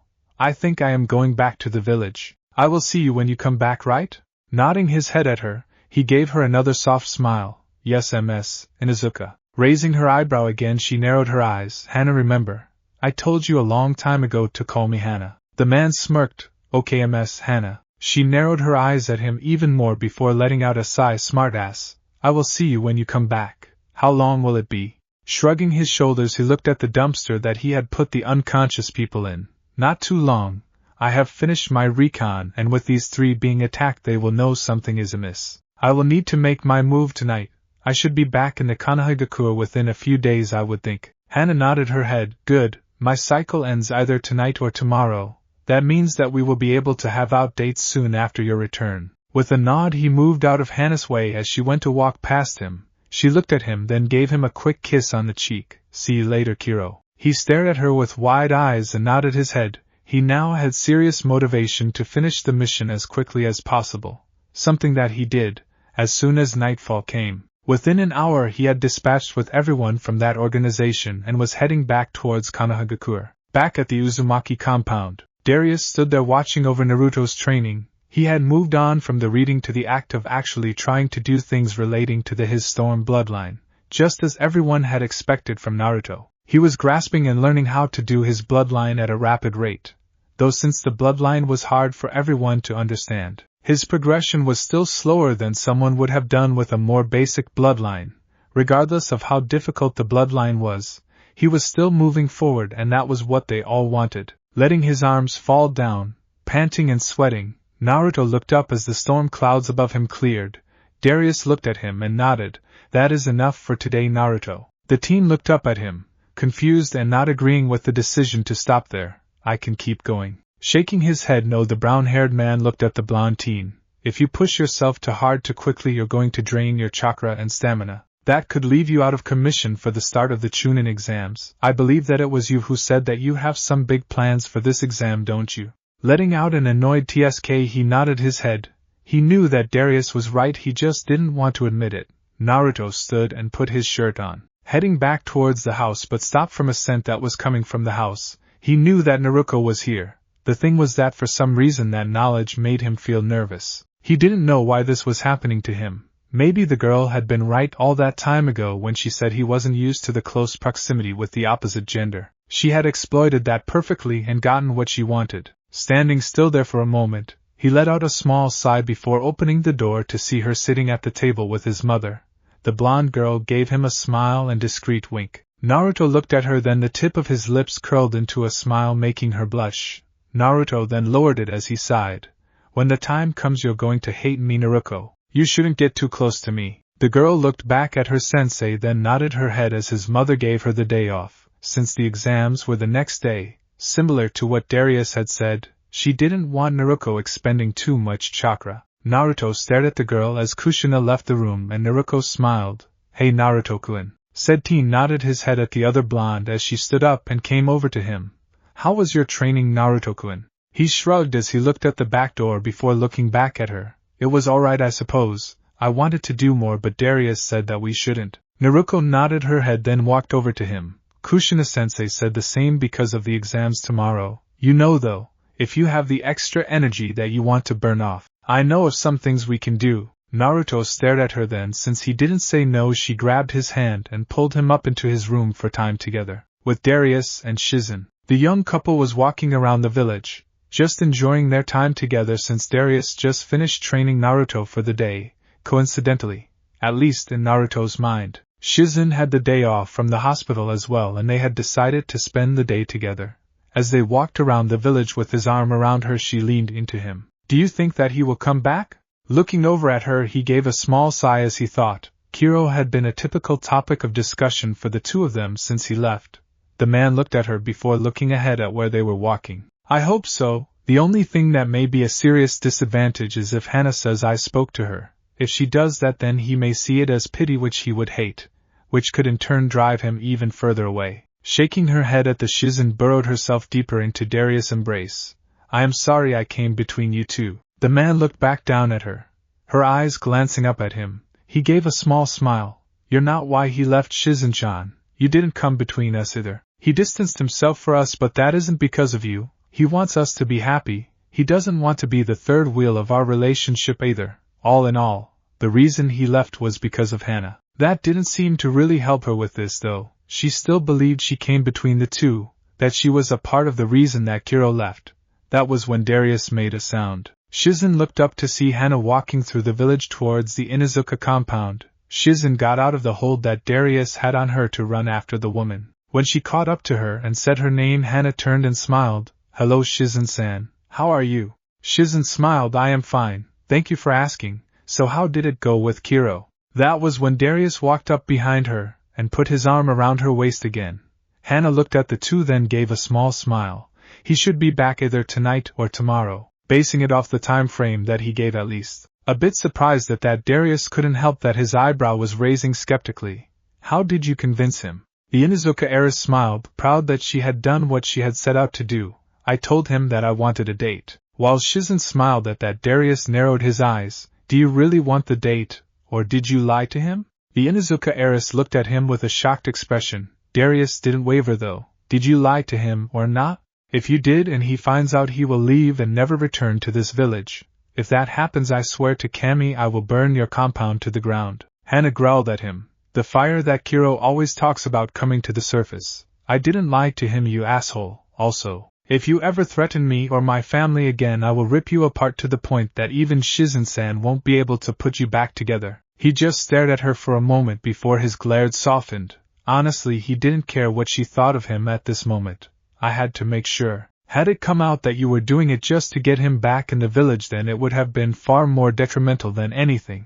If that was your plan, when he figured it out, he would be crushed, feel betrayed, and as I said, he would then never come back here. That didn't stop her from glaring at him. Whatever, I actually want the date, so keep your comments to yourself next time. With that, the Inuzuka heiress stomped away. Darius looked over at Shizen. I think I just made it so that she doesn't like me. Rolling her eyes at him. Sometimes she really did see the influence of the Toad Sage in him.